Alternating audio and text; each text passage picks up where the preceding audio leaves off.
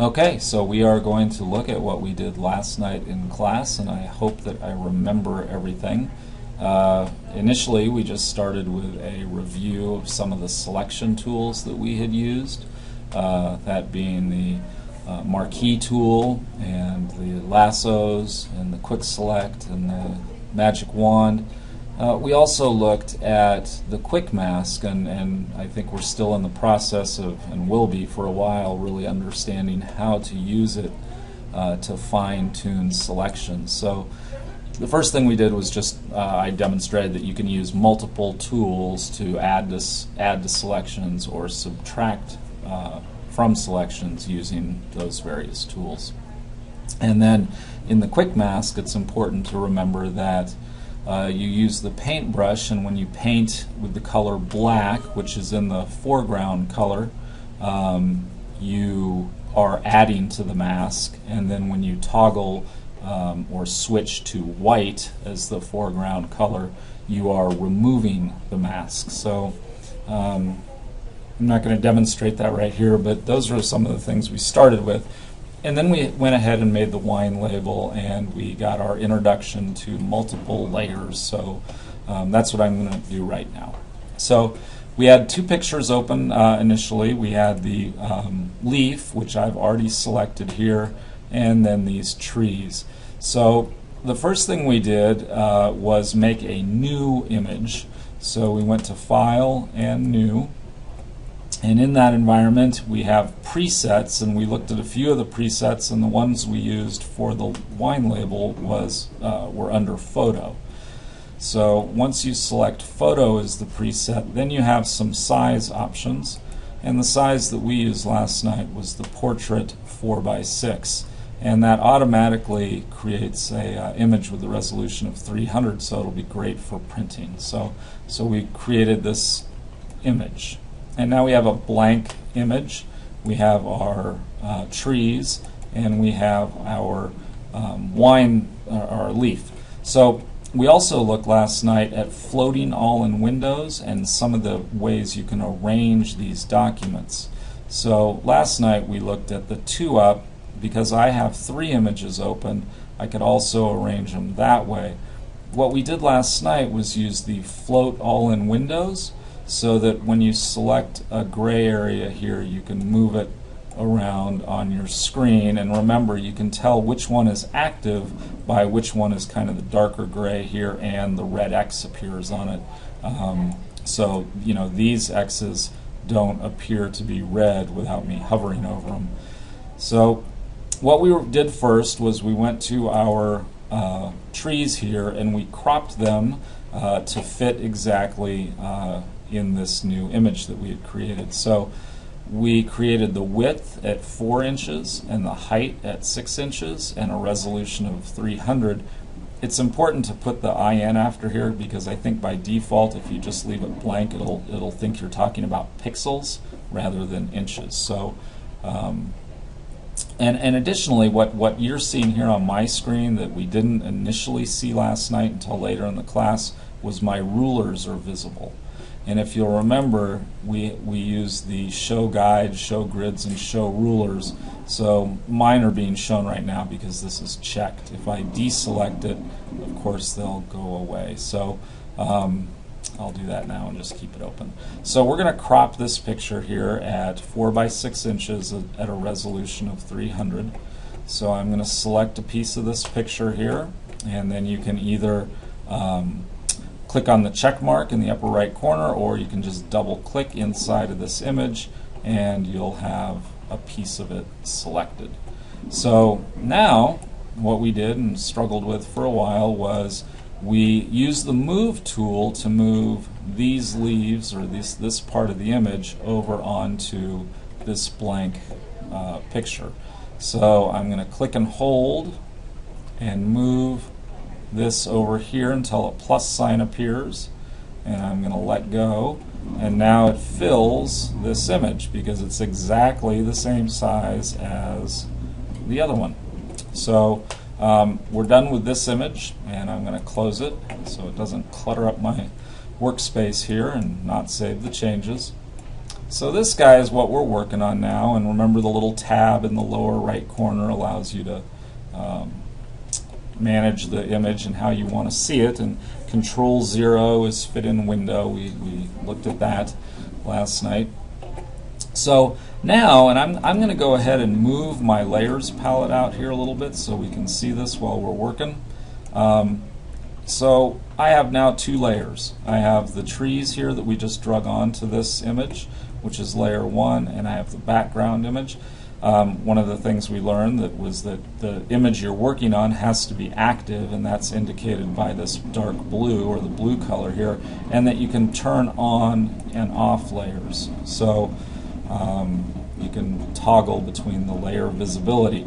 And we looked at a very simple feature here, in that you can change the opacity of a layer, and we did that by changing this to be lighter for our wine label. So that was the initial steps. The next thing we did here was we went to our leaf, and in class we used Control C. Honestly, it doesn't matter whether you use that or drag it on here. If you are going to use Control C and you're going to use your keyboard rather than dragging it onto here, you need to remember that in this environment you need to click on the new layer, create a new layer, and then Control V or paste, so that the leaf comes onto a new layer.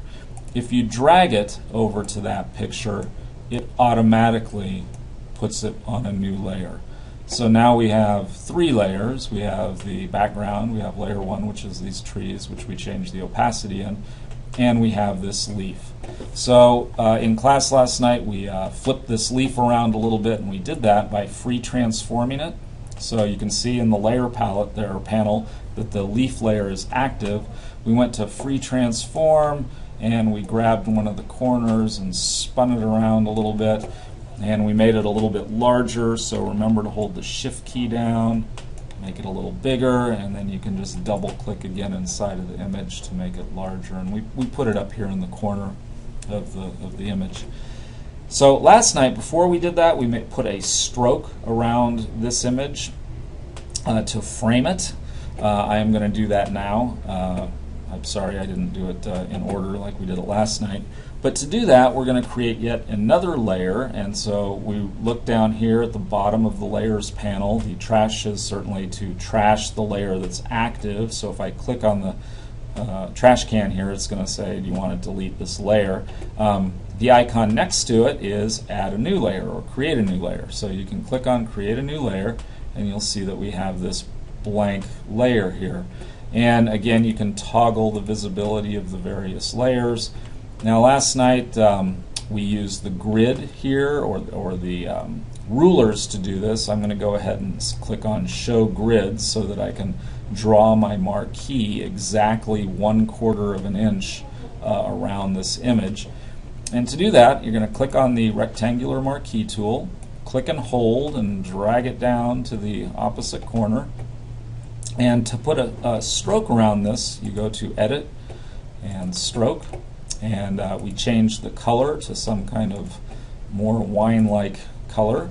And I think last night, I don't know, 9 pixels seemed to be a good width for that stroke.